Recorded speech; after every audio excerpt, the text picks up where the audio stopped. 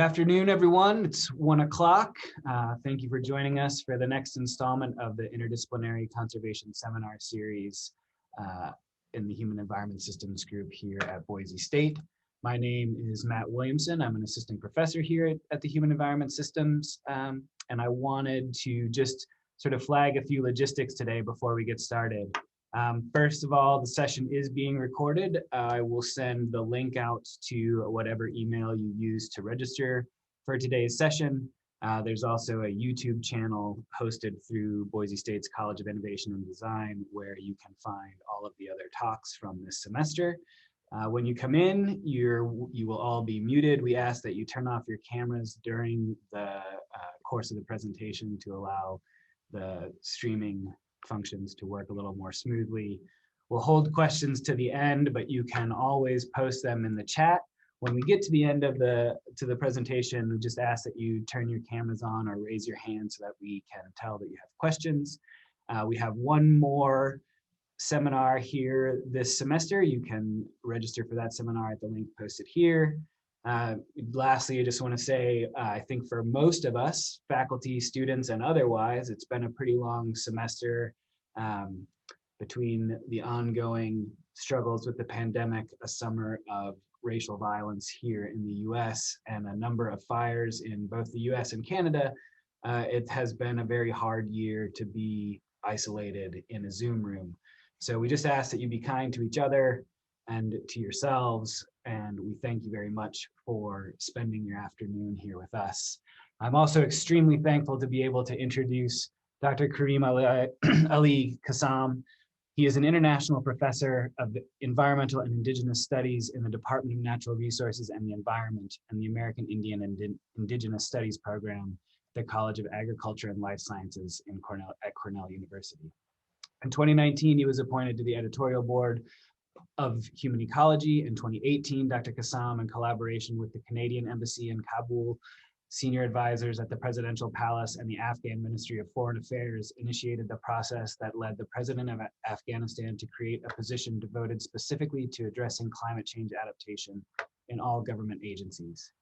In 2017, Dr. Kassam was awarded the University of Beirut's International Senior Fellowship for his contributions to the Faculty of Biology, Chemistry, and Earth Sciences.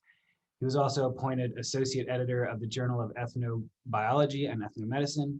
From 2013 to 2019, he has served as Associate Editor of the Action Research Journal. In 2013, Dr. Kassam received the College of Agriculture and Life Sciences Diversity Award for creating and fostering diversity in research and teaching.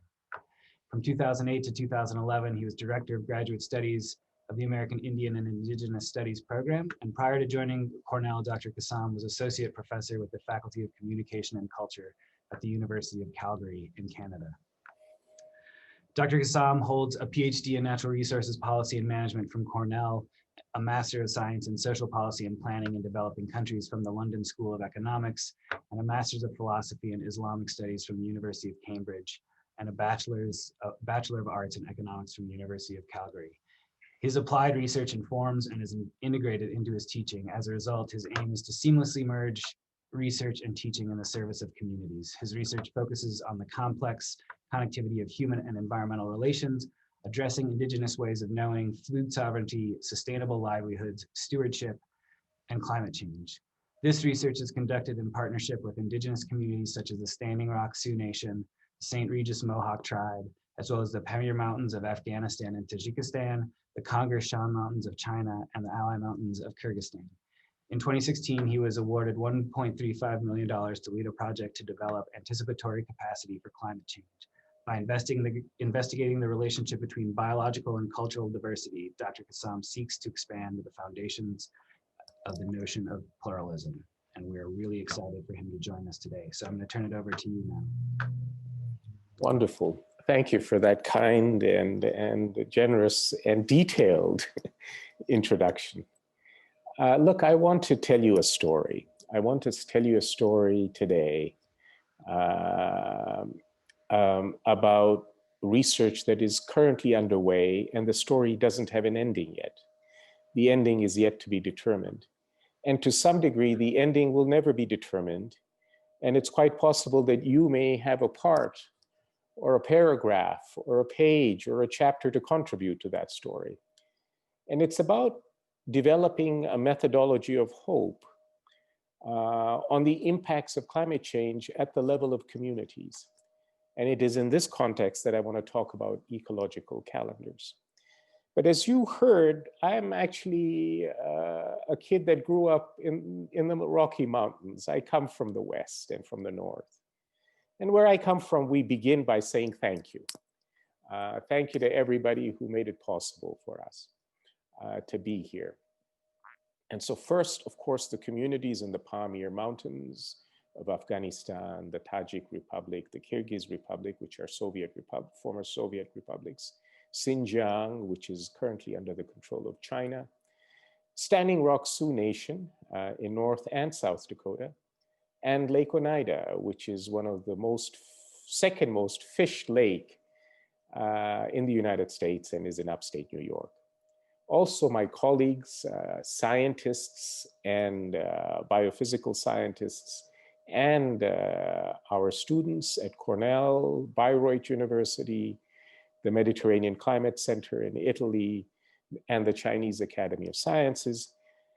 Of course, my own research group, the Atkinson Center for Sustainable Future, the National Science Foundation, the Belmont Forum that gave us the funding that Professor Williamson referred to, and the Thriving Earth Exchange of the American Geophysical Union. So these are all partners without whom our work would not have proceeded, and I would like to acknowledge their support. So as I talk about a methodology of hope, and I really am very particular about the words I have chosen, I want to begin by talking about the uneven Anthropocene and its relationship to hope. Then I'd like to talk about the research context, which informs my thinking and that started this narrative in the first place. Then I'd like to describe my analytical approach, the approach that we took, and then tell you the story about ecological calendars and what they're all about. And then ask the question, so what? What does all of this mean? And then answer your questions as I move along. So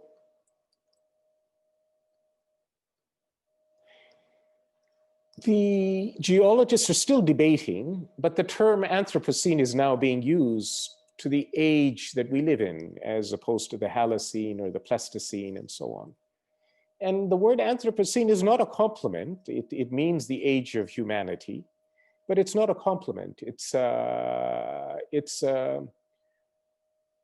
actually an admission of culpability, because not only is it culpability of all of humanity, but in fact, all of humanity is not entirely responsible for the state we're in. So that's why it's uneven, even though the Anthropocene refers to all of humanity. Indigenous, rural, boreal forests, coastal and mountain societies are at the vanguard of climate change. They are at the forefront of climate change. And it directly impacts their livelihoods and their food systems. And this impact is creating tremendous anxiety because lack of predictability. Think about, some of you like me may have grown up on a farm. Forget about the farm, think about COVID-19. Our inability to plan 1 week in advance, let alone 1 month in advance, 1 season in advance, 1 year in advance. Just think about the sheer anxiety we are feeling because we can't plan, we can't anticipate 1 week in advance. Now apply that anxiety throughout the system to those communities that are at the forefront of climate change and how it's affecting their livelihood and their food systems. In fact, I would argue that COVID-19 gives us tremendous insight into the impacts of climate change. I would argue that COVID-19 is a promenade in the garden compared to what the implications will be when we fully appreciate the impacts of climate change, which we are already seeing in these indigenous communities that I described. Now, what is interesting is 70 to 80% of our food system, according to the FAO, depends on the small landholder and the small herder. And in 2019, these figures were revised, but still it showed that a significant proportion of our food system depends on the small hoarder, landholder all around the world. And what's happening is climate change is arriving on existing inequities. So whether we're talking about structural poverty, whether we're talking about environmental injustice, whether we're talking about inequities according to ethnicity or race, it is arriving on all of these factors and it is exacerbating them. It's opening them up and adding salt to those wounds. What is interesting is that this 70 to 80% of the global food system dependent on the smallholder is relevant to us because that means places like Nairobi, places like Boise, places like Manhattan, places like Dushanbe that are in the lowlands, they fundamentally depend on the food system of these rural areas. So it's not just a question of meeting an intellectual challenge. It's a pragmatic question, and it's a question of justice. This is about behaving justly and meeting our pragmatic needs. And I'd like to reiterate that because the term Anthropocene is actually referring to the point in which humanity started to influence the planet. And you know, geophysical scientists think in terms of millions of years. Ecologists think in terms of hundreds of thousands of years. And social scientists think in terms of generations. And yet the Anthropocene and climate change is showing to us that humanity is a geological force, is an ecological force, and it is a sociocultural force. And when we look at this rise of how did we get here from the beginning of the Industrial Revolution in the mid-1700s to where we are now, we begin to see who the major contributors are. And the major contributors, and I've just taken a slice in 1994, you would be surprised to learn what a significant role Poland and Germany have played historically to the situation we're in right now. But in 1994, we're beginning to see which countries are affecting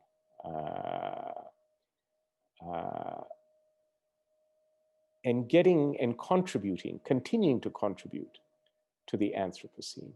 And I'm arguing that this very fact, that the Anthropocene itself is a legacy and continuation of colonialism as its impacts affect indigenous and rural communities. And I know, certainly here at Cornell, and I know that in lots of ecology classes, we make such a big deal about population. And it's a way of sort of shifting the blame of environmental degradation on high populations. And yes, it's true, populations do affect the habitat. But there is another side to this. And I want to just make that point, and I want to make it as clearly and as precisely as possible. So Christian Aid did some data analysis based on the Economist's intelligence unit, as well as the emissions database for global atmospheric research. And they combined the data and looked at it, and they asked themselves, okay, in 2017, which are the most food insecure countries in the world? And what is their CO2 emissions per capita? And so Burundi, which is highly food insecure, is the number 113 out of 113 countries that they analyze.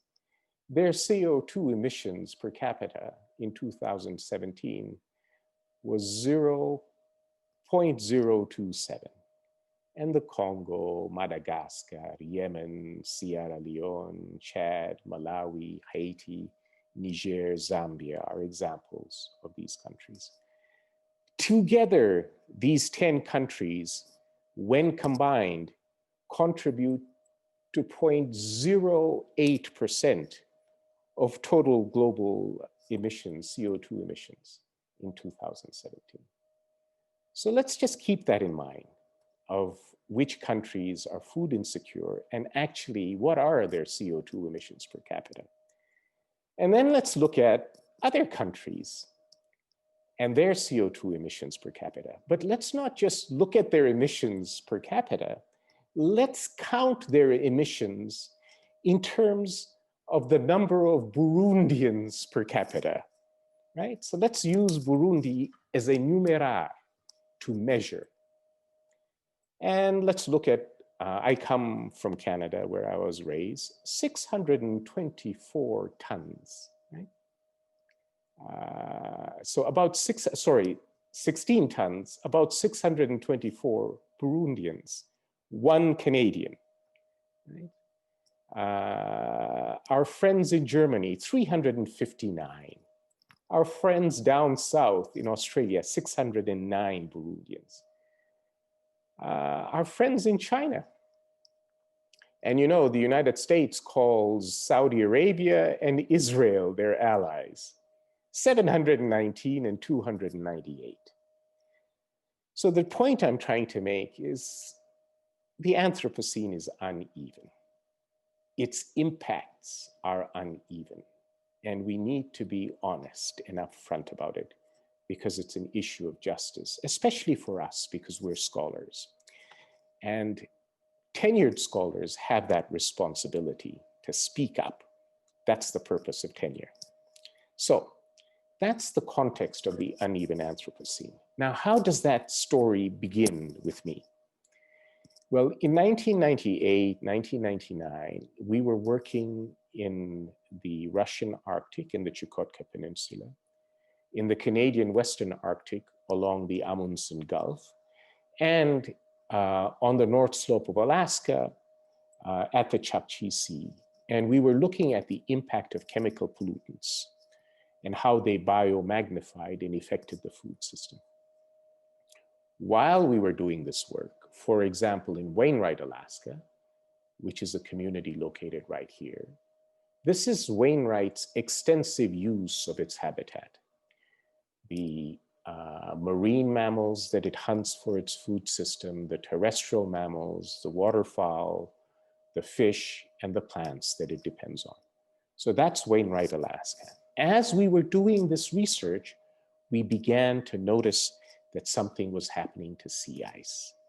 We learned that sea ice formation over a period of 25 years had moved from October to January. So ice was not forming, shore-fast ice, which formed in October, was not forming until January. And then it swiftly decayed, which of course affected the food system. And I want to reiterate that. These dots are references to sea ice. And this is ice on land, in rivers and lakes. And you can see the significance of ice to the food system. So just like polar bears, walruses, seals, humans need sea ice, and they need leads, small leads in those sea ice to be able to feed.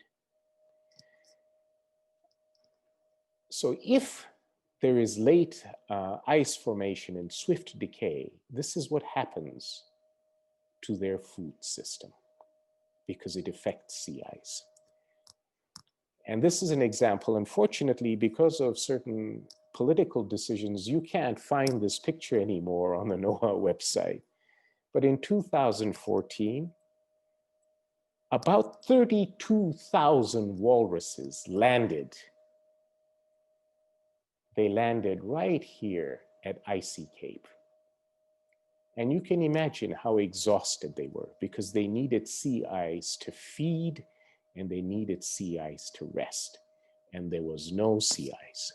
So they landed on the shores. And those of you who know about marine biology know that walruses can stampede when they get anxious and nervous, and there could be tremendous loss of life. So that's the nature, and that's where my research began on climate change.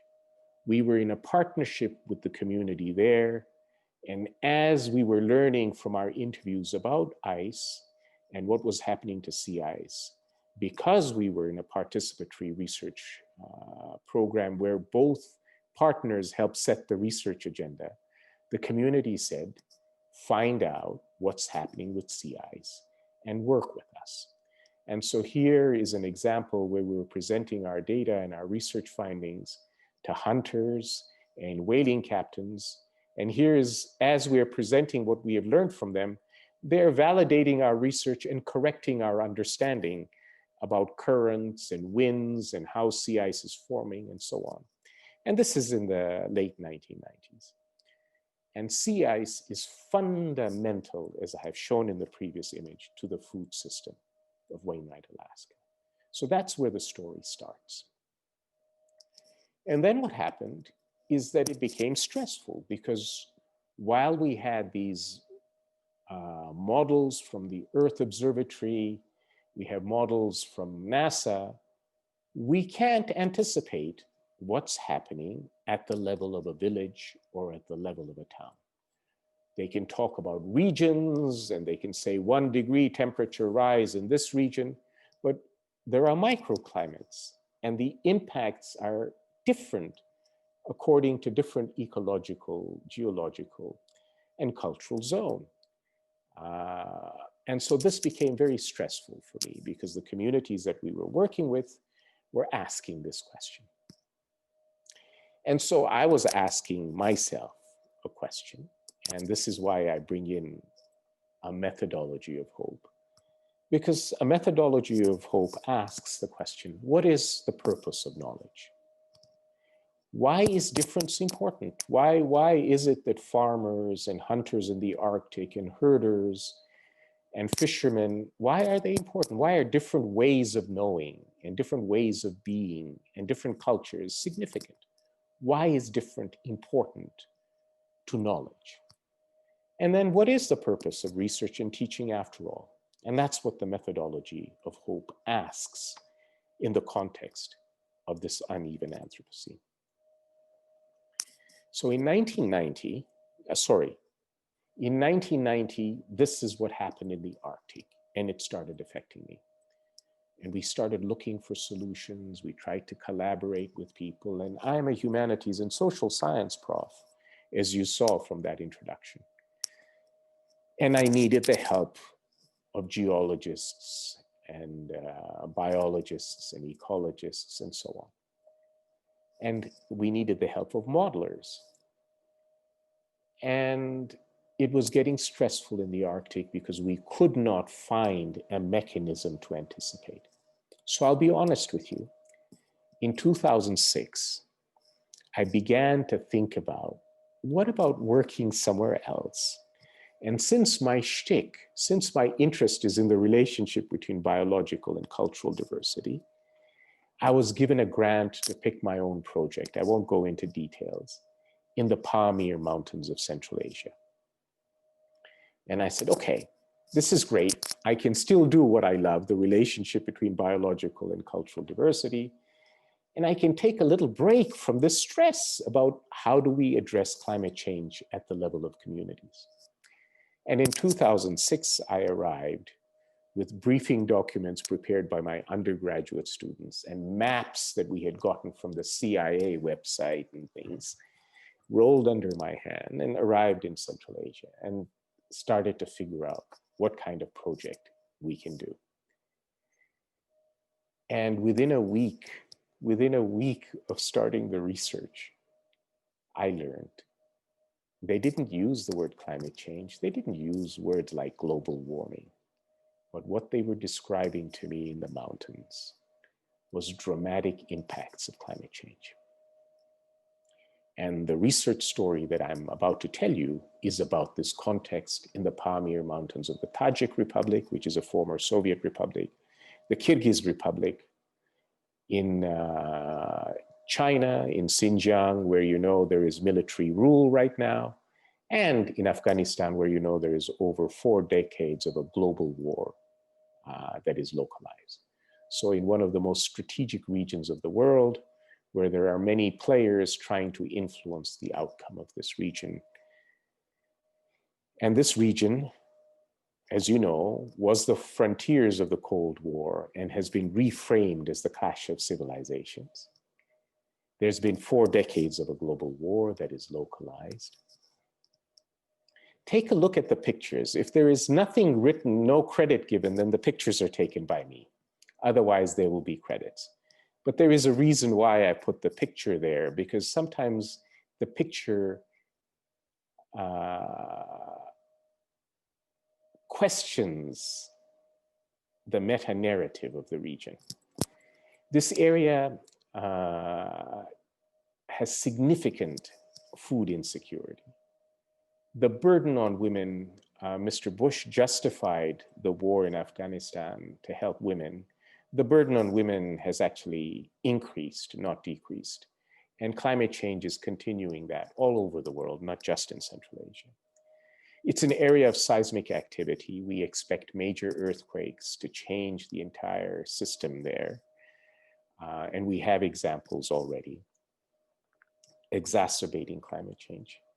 So while I've described these negative impacts, this is an area also where there's a history of the Silk Road. So long before the Americans came up and the Canadians and the Mexicans came up with free trade agreements, these people had figured out how to deal with conflict and how to negotiate and trade with one another, all the way through to Europe and Middle East and North Africa. They had figured it out. So there is something about them. They don't live in the dark ages as the meta-narrative in the media is, no matter which media you choose to listen. This is a sophisticated place with sophisticated, ethnically diverse people. There is tremendous biological diversity and cultural diversity here. As I said, ethnic and linguistic diversity, tremendous religious diversity, variety of ecological zones. And the place is pregnant with renewable and non-renewable resources. This is the reason for the war, right? Because there are key resources tied up in these areas.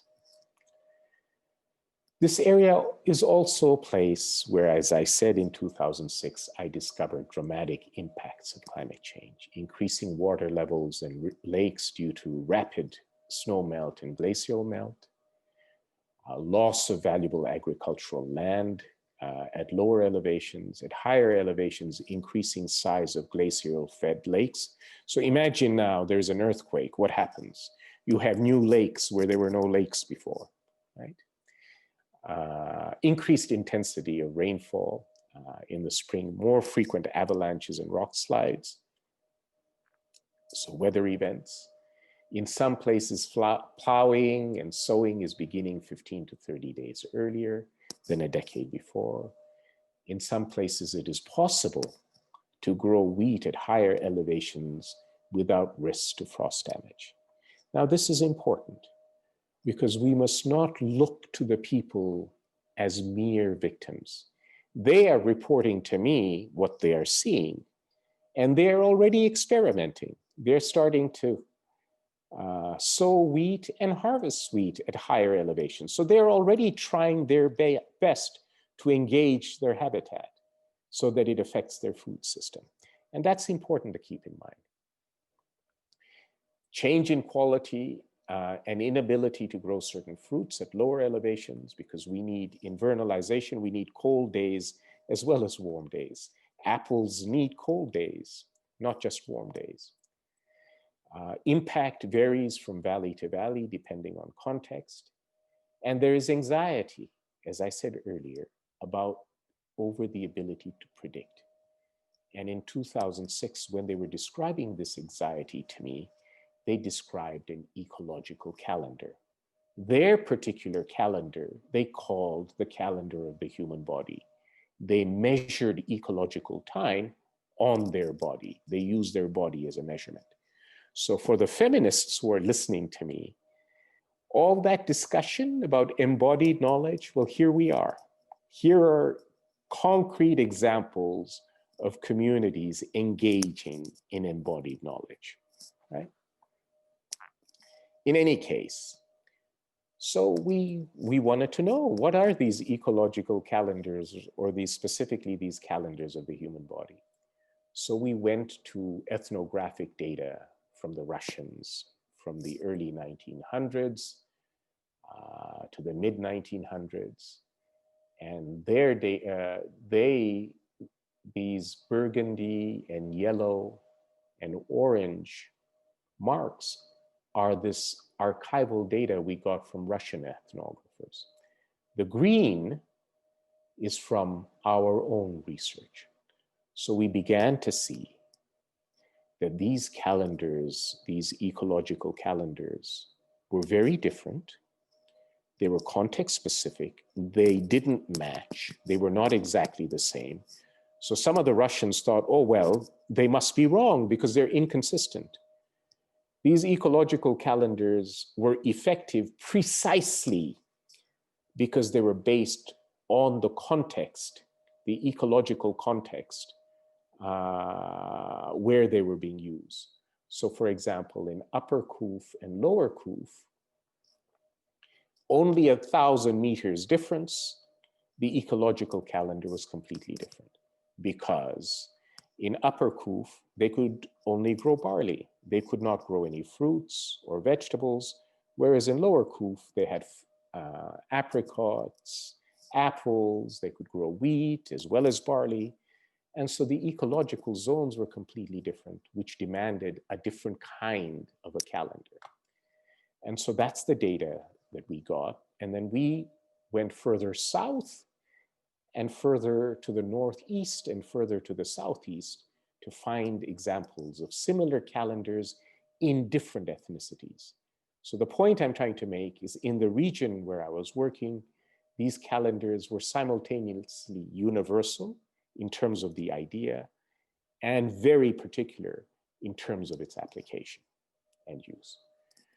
So we found about 17 calendars which were different because of their ecological context, and they didn't match.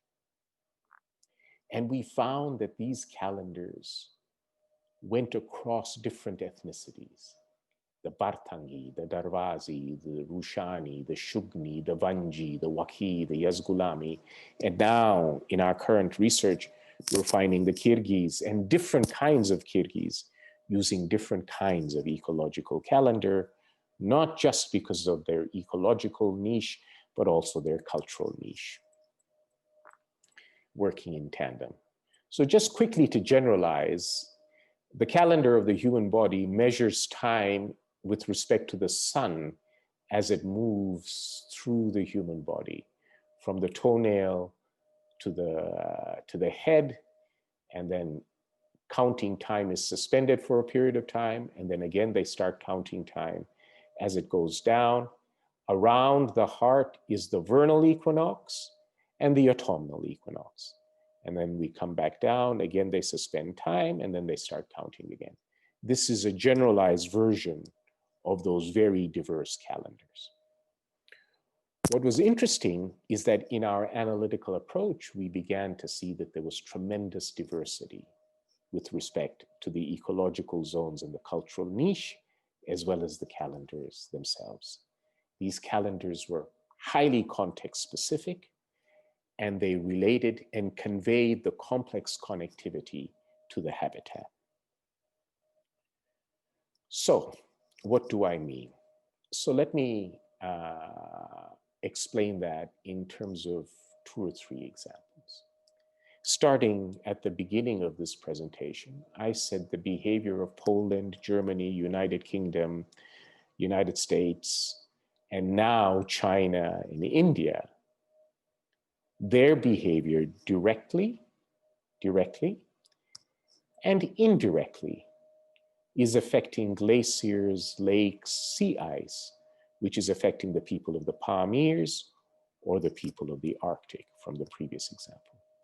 And this is affecting non-human life, such as animals and plants, which again is affecting the people of the Pamir.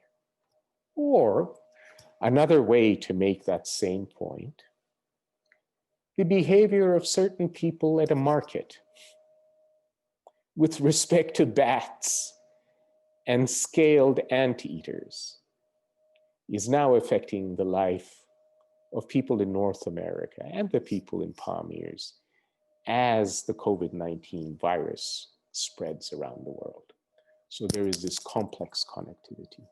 That same complex connectivity that is occurring across time and across space is present in the Pamir Mountains, as the Pamir Mountains are part of the planet and are being globally affected, or as the Arctic, Wainwright, Alaska, is being globally affected.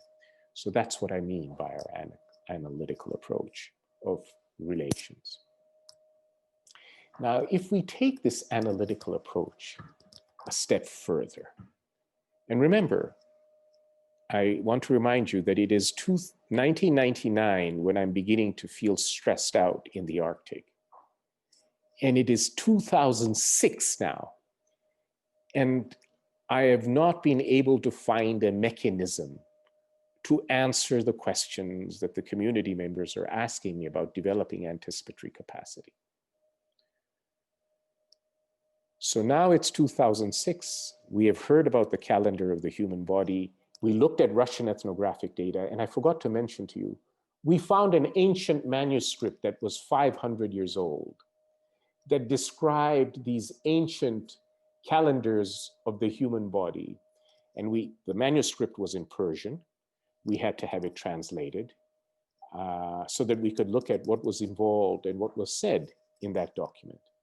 So we have clear evidence that these ecological calendars were being used for at least 1,000 years. And in 1,000 years, of course, there is climate change. And of course, people are adapting their calendars and changing them. So we asked ourselves the question, okay, if that's the case, what if time itself is a unique experience? And what if in that experience, time is both flexible and highly relational? Could this conception of time help us anticipate climate change? Could it help us anticipate climatic variation? That's the question. That's the gift of the research in the Pamirs. So we said, all right, let's look at these ecological calendars. Let's collect information and try and reconstruct them. Because as you know, these areas were colonized. And there is no significant difference between colonizations by the Canadians or the Americans or the Australians or the British and colonization by the Russians or the Chinese. Remember, communism and capitalism began in the same region.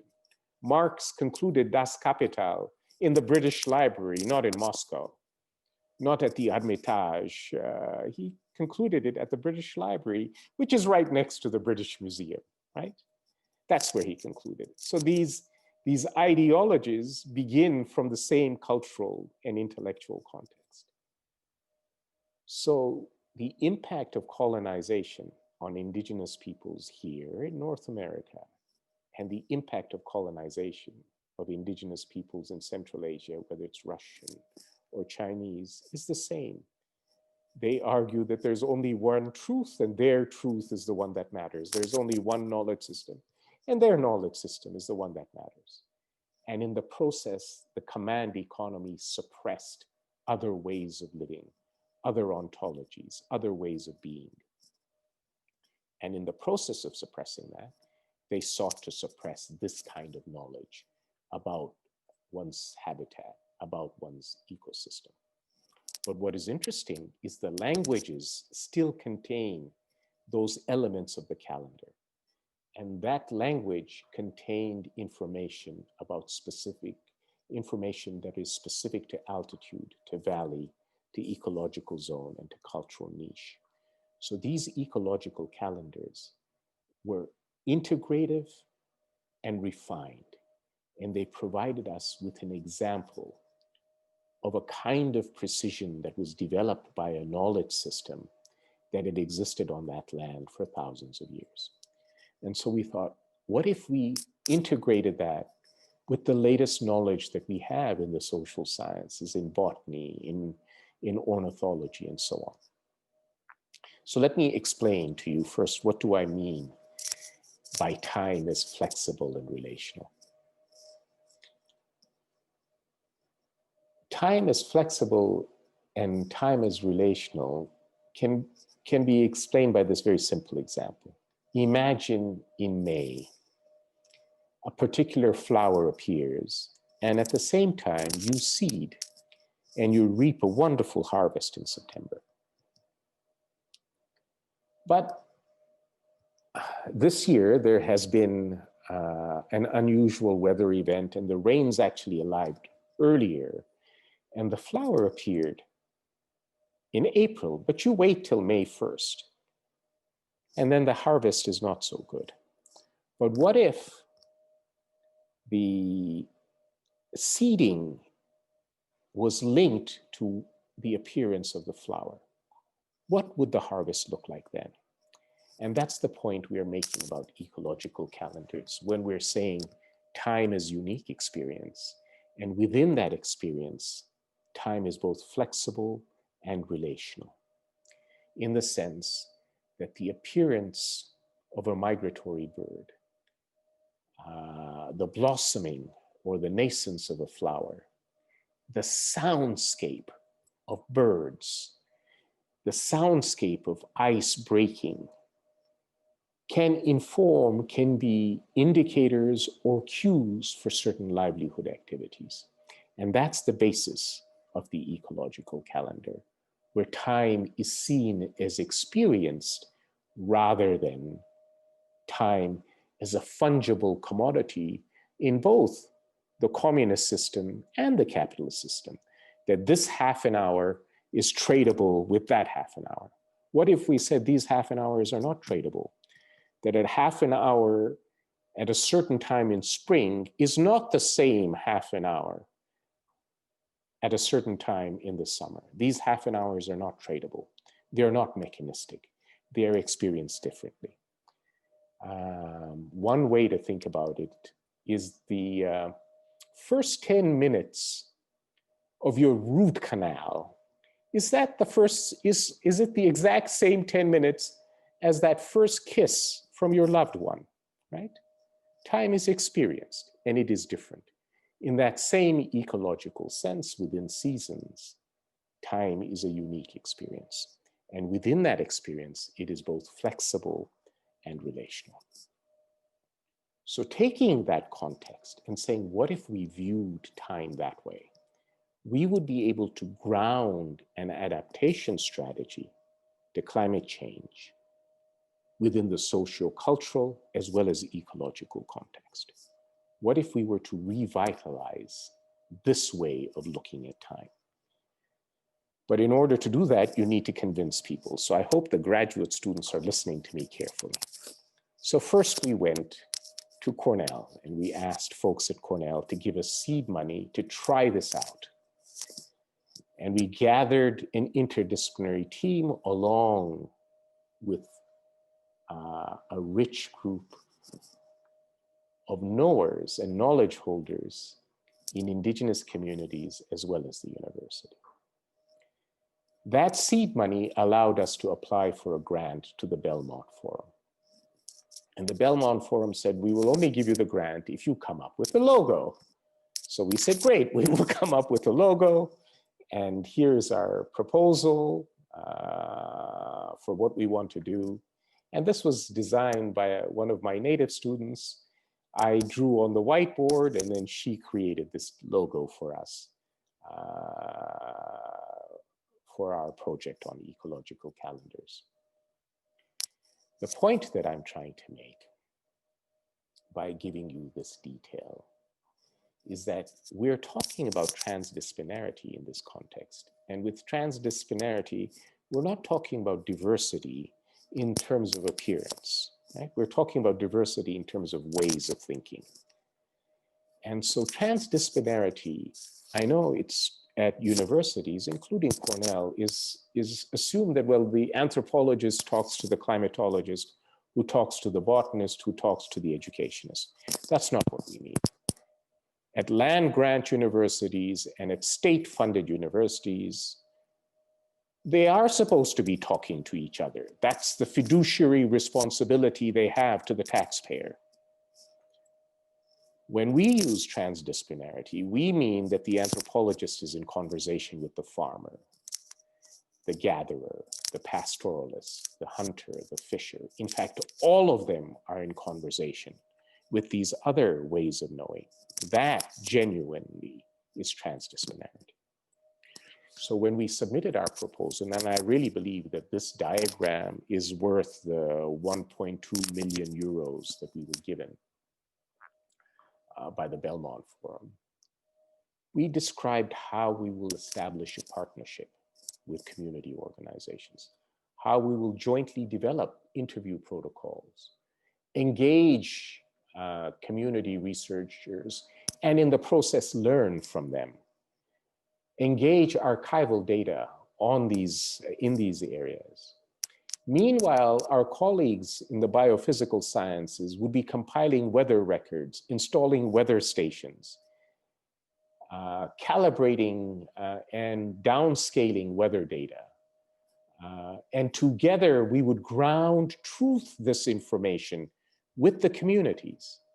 And then together we would develop indicators and monitoring, engage in workshops, so that ultimately we can come up with examples of ecological calendars that are implementable and testable.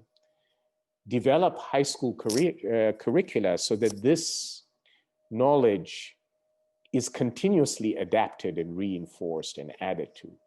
Share this knowledge across communities.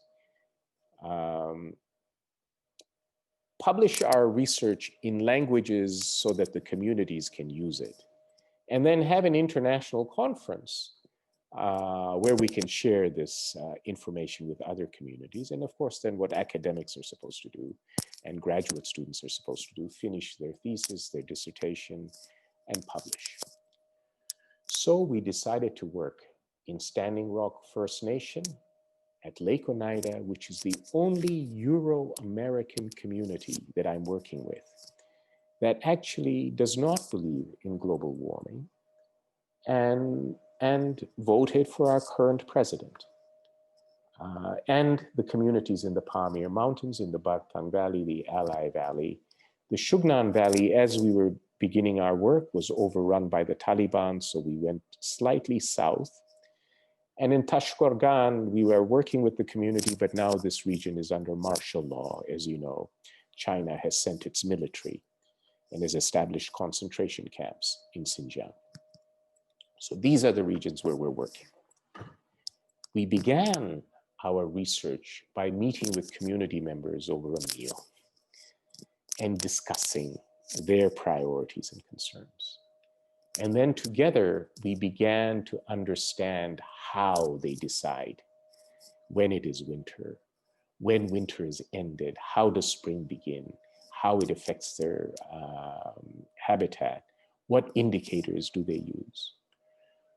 We built in regions where there was no climate data, we, with the community, set both in the villages as well as in the pastures at higher elevations. We built small climate stations.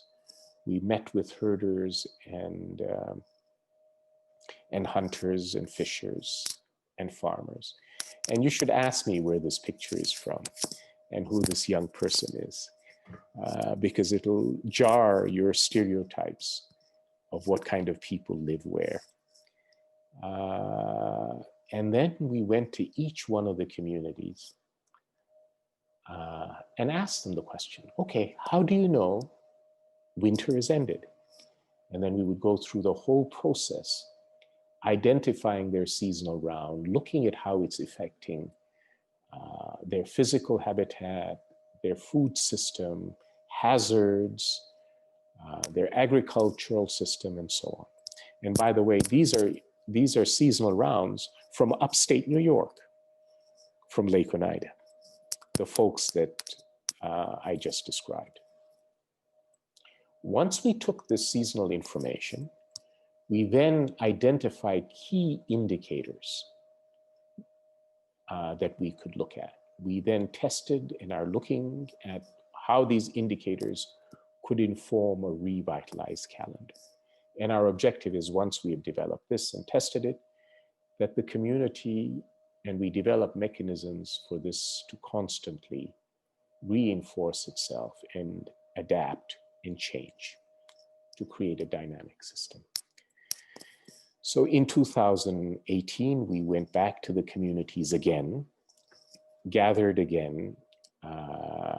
This would have been our fourth time, and said, this is what we have learned from you. And we created tables of these seasonal rounds. And then we discussed, did we get the information right? Have we misunderstood?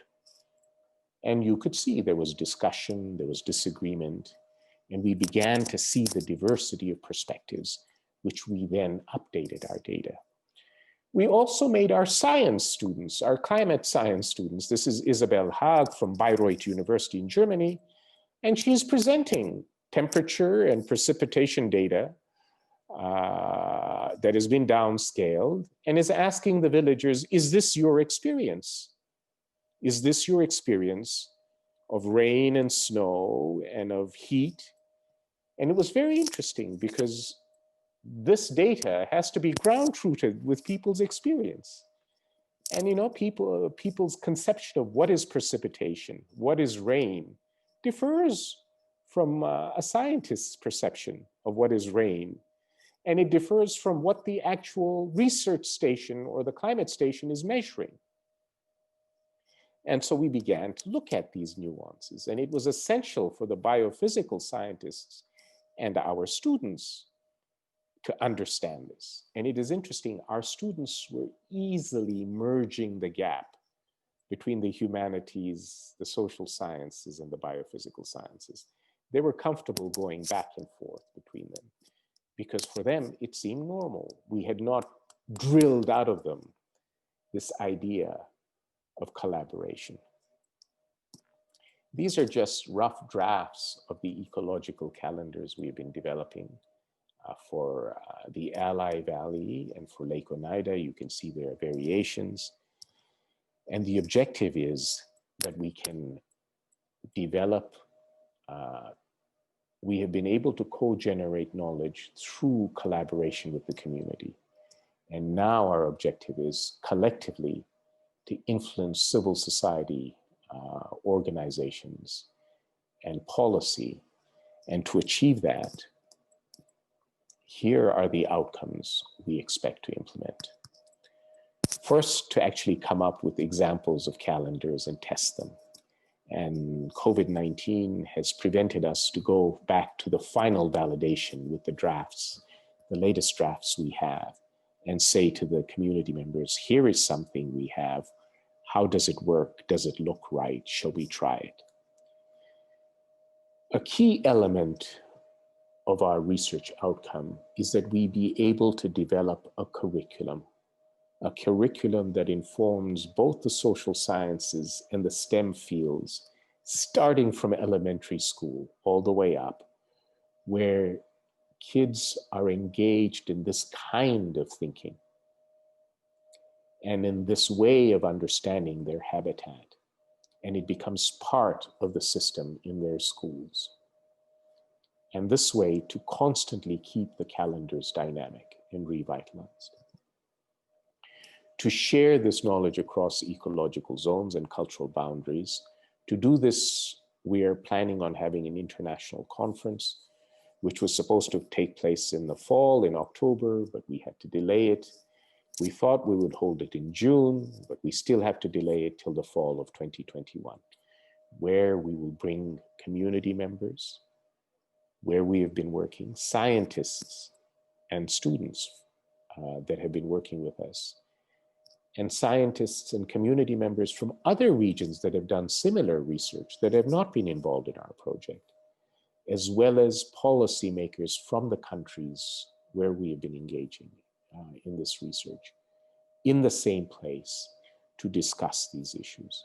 And of course, to do the thing that is expected of us, to submit peer review publications, get those master's and PhD and honors thesis done. So the plan is in fall 2021, and we have already begun to acquire, we want to take our research and we want to present it in a manner that is best communicated. So our meeting will take place at the Botanic Gardens at Cornell. At the Botanic Gardens, we will present our data, our students will present their research, but we're also seeking to turn our research into works of art. So we have a team at the Botanic Gardens working with our students to represent our research finding in forms of art. At the Johnson Museum of Art at Cornell, we're hoping, the Johnson Museum has already begun to acquire pieces of art or requesting pieces of art from other institutions by native artists, both from North America as well as Asia, looking at issues of environmental justice. So our meeting will take place simultaneously at the Johnson Museum and at the Botanic Gardens. We'll be going back and forth, and in a context where our work is presented visually within a soundscape and within a landscape that conveys the notion of ecological calendars. Of course, we are collaborating with our own departments of natural resources, peace and conflict studies, American Indian studies. And the hope is in this meeting to develop policy to set the next stage for our research. So what? What does this story have to do with hope? Well, the argument is that hope is not a feeling. It's not this intangible thing. It can be built into the research design. It can be built into the performance of the research itself. And it can be built into the communication of the research. Hope is something rigorous. It is not something flimsy. It can be something significant.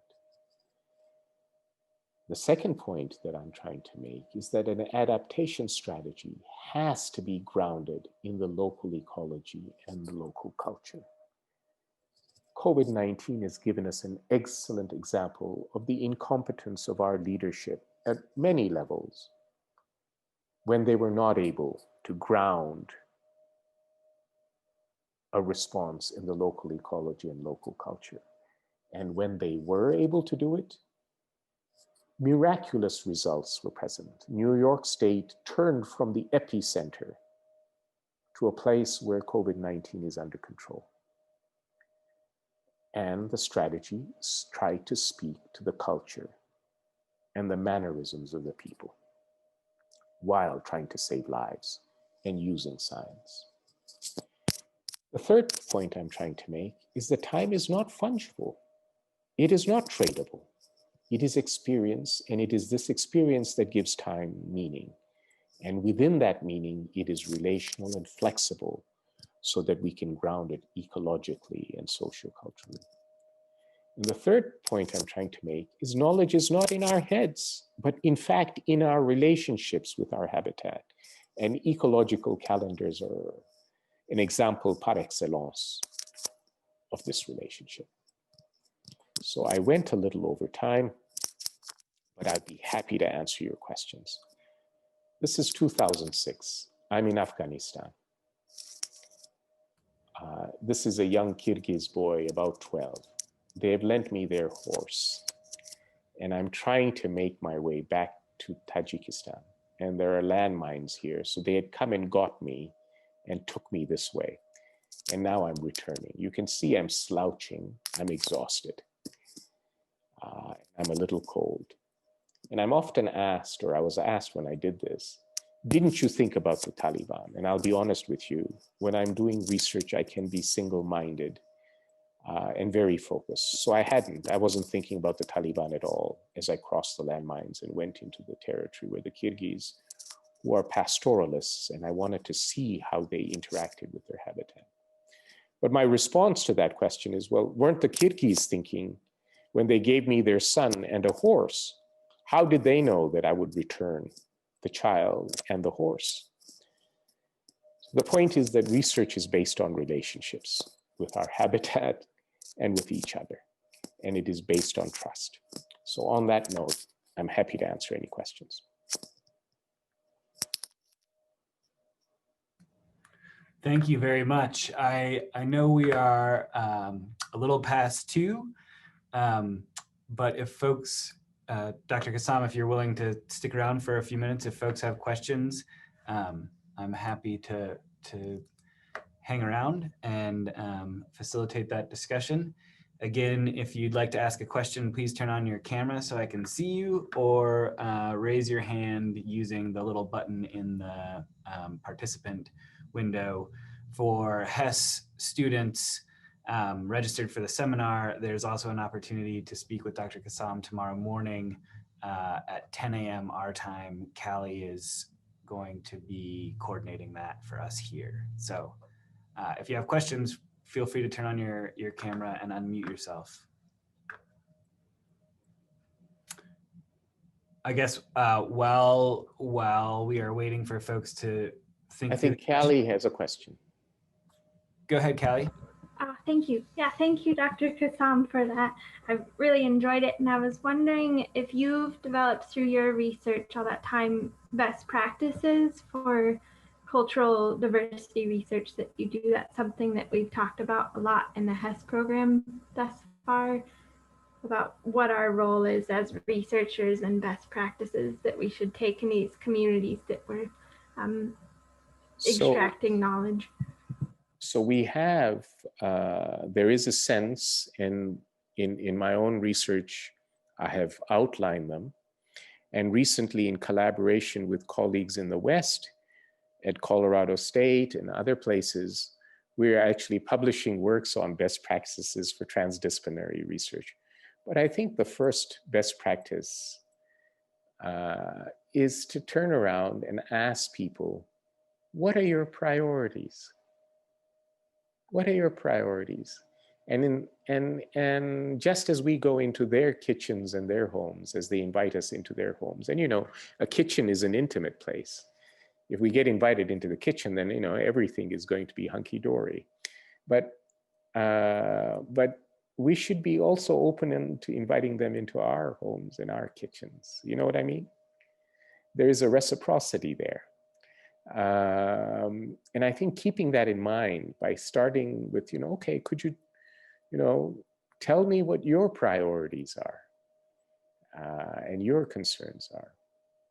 And the language of victim, we have to be very careful. They're not victims, right? They have agency too.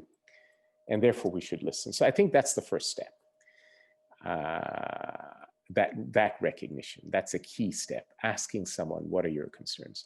I'll give you a concrete example of that. I know it's a short story, it'll take time, but it's still important. So my colleagues who are scientists, they're amazing. They know their stuff. They're so much fun and they're so informal, right? There's no snootiness about them. They're informal. They walk around in sandals and shorts and they're brilliant, right? And so they said, when are you going to work with us? When are you going to work with us? They've been asking me that since 2008.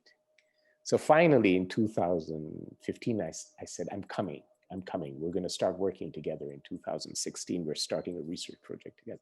So when I arrived, that's when they got nervous because I arrived at Lake Oneida. I'm talking about climate change. And I'm saying to the scientists, we're inviting the community members to the research station, which has been there for 60 years. And they said, you know, I remember the night before, the head of the research station, who's amazing scientist, he's an amazing scientist, says, Karim, would you like to come a little earlier and we'll drink some red wine, because they know I like red wine. We'll drink some red wine and we can discuss your visit tomorrow and the workshop you're having with community members. And I knew that there was a nervousness there. So I said, look, my students are already there. I'll visit them first, and then I'll come and spend time with you. And I arrived, I said, no red wine tonight for me. I'll have tea because tomorrow we're starting early. And I said, you're nervous, aren't you? And he said, yeah, you're going to talk about climate change. And, you know, it's Karim. The guy's name is Karim. The PI's name is Karim. So I said, look, tomorrow, wear a pair of trousers and make sure your shoes are polished and introduce me.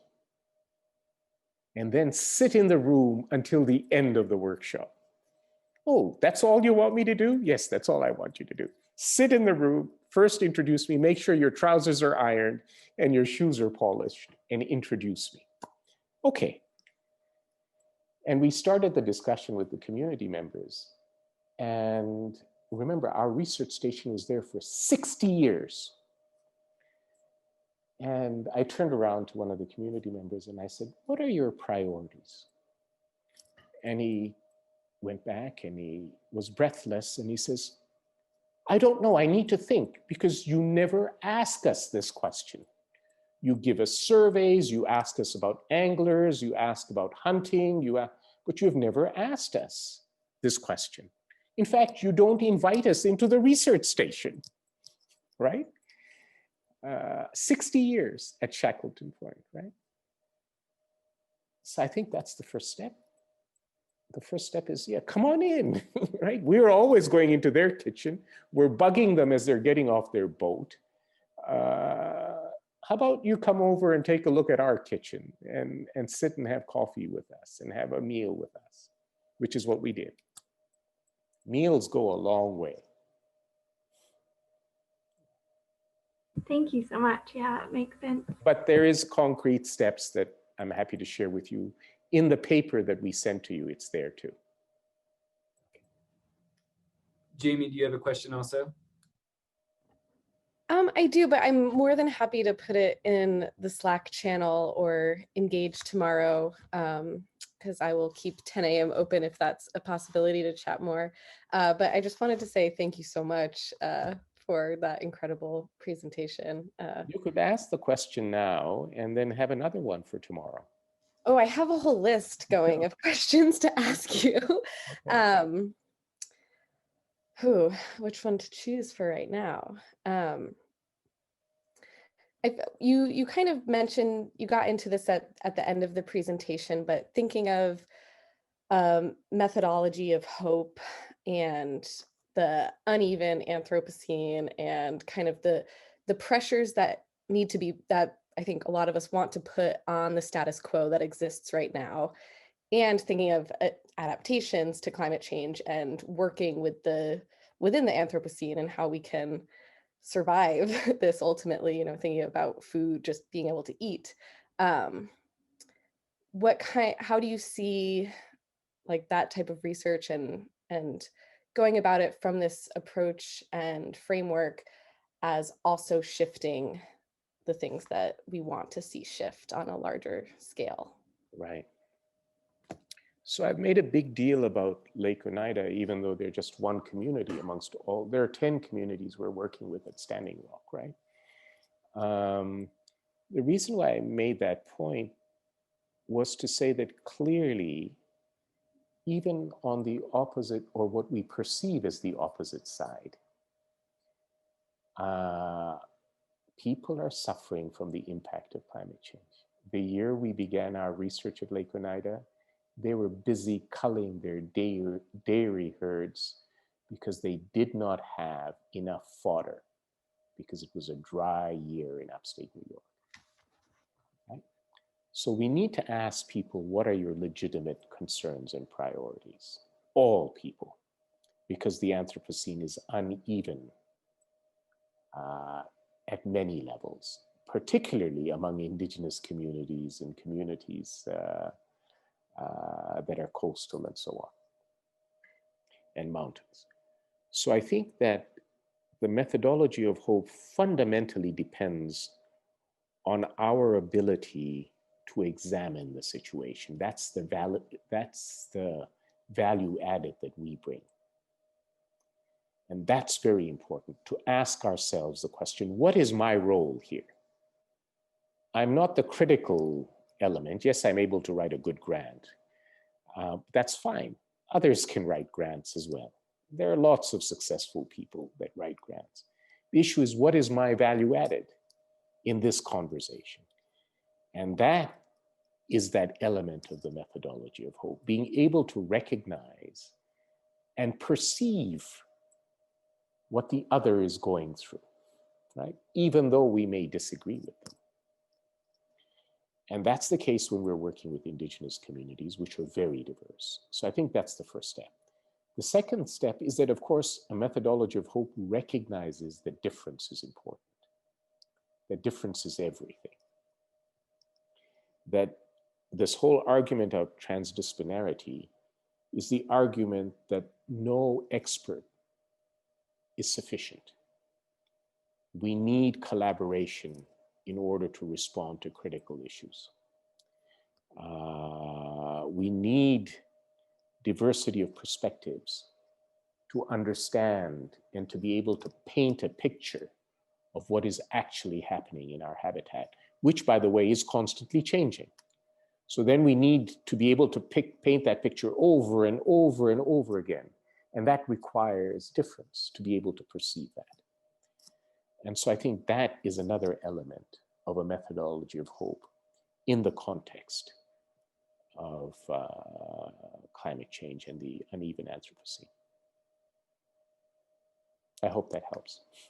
Yeah, thank you so much. You're welcome. I think that seems like a reasonable place to stop for this afternoon. And then the students who are registered for the seminar and a few other folks here at Boise State are going to join your conversation tomorrow, Dr. Kassam. So if you had a burning question that you wanted to ask right now, save that and show up tomorrow morning. And I just want to thank you again, Dr. Kassam, for spending the afternoon with us, and we'll look forward to seeing you tomorrow. My pleasure. Thank you for the opportunity. Take care. Bye.